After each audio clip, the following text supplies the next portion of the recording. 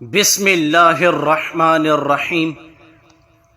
میرے محترم بھائیوں اور دوستوں، حضرت سعد بن ابی وقاص رضی اللہ عنہ نے کھڑے ہو کر کہا، یا رسول اللہ صلی اللہ علیہ وسلم، میرے لیے دعا کیجئے کہ اللہ تعالیٰ میری دعاؤں کو قبول فرمایا کرے۔ آپ صلی اللہ علیہ وسلم نے فرمایا، اے سات پاک چیزیں اور حلال لقمے کھاتے رہو، اللہ تعالیٰ تمہاری دعائیں قبول فرماتا رہے گا۔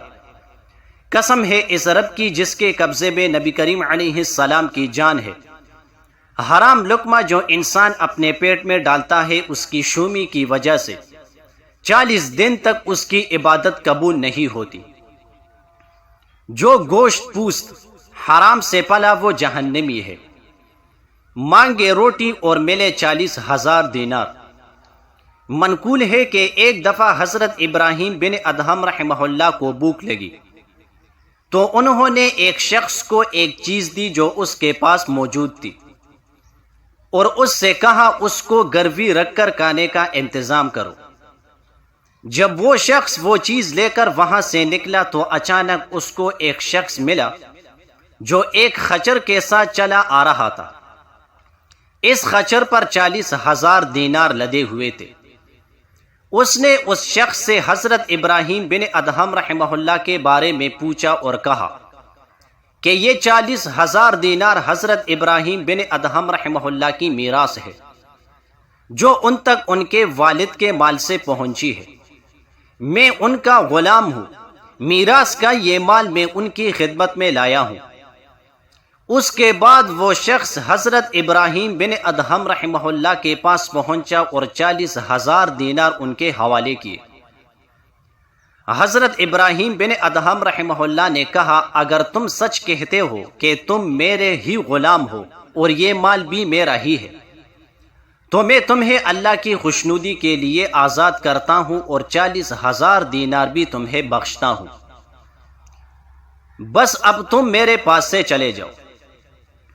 جب وہ شخص وہاں سے چلا گیا تو حضرت ابراہیم بن ادہم رحمہ اللہ نے کہا کہ اے پروردگار، میں نے تمہارے سامنے روٹی کی خواہش کا اظہار کیا تھا، تو نے مجھے اتنی مقدار میں دنیا دے دی، پس قسم ہے تیری ذات کی، اب اگر تو مجھے بھوک سے مار بھی ڈالے گا تو تجھ سے کچھ نہیں مانگوں گا۔ شہید کو کتنے انعامات ملیں گے۔ مسند احمد کی حدیث میں ہے کہ شہید کو 6 انعامات حاصل ہوتے ہیں۔ 1، اس کے خون کا پہلا قطرہ زمین پر گرتے ہی اس کے کل گناہ معاف ہو جاتے ہیں۔ 2، اسے اس کا جنت میں مکان دکھلایا جاتا ہے۔ 3، اور نہایت بڑی بڑی خوبصورت آنکھوں والی حوروں سے اس کا نکاح کرا دیا جاتا ہے۔ 4، وہ بڑی گھبراہٹ سے امن میں رہتا ہے۔ 5، وہ عذاب قبر سے امن میں رہتا ہے۔ 6، اسے ایمان کے زیور سے آراستہ کر دیا جاتا ہے۔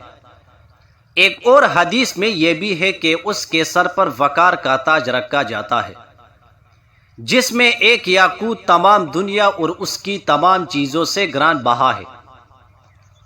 اسے بہتر حوریں ملتی ہے اور اپنے خاندان کے 70 شخصوں کے بارے میں اس کی شفاعت قبول کی جاتی ہے۔ یہ حدیث ترمذی اور ابن ماجہ میں بھی ہے۔ صحیح مسلم شریف میں ہے، سوائے قرض کے شہید کے سب گناہ معاف کیے جاتے ہیں۔ شہید کے فضائل کی حدیثیں اور بھی بہت ہے۔ صغیرہ گناہوں کو بھی حقیر نہ سمجھ، یہ صغیرہ کل کبیرہ ہو جائیں گے۔ نبی کریم علیہ السلام فرماتے ہیں، صغیرہ گناہوں کو بھی ہلکا نہ سمجھو، اللہ کی طرف سے اس کا بھی مطالبہ ہونے والا ہے۔ حضرت سلیمان بن مغیرہ رحمہ اللہ فرماتے ہیں، ایک مرتبہ مجھ سے ایک گناہ سرزد ہو گیا جسے میں نے حقیر سمجھا۔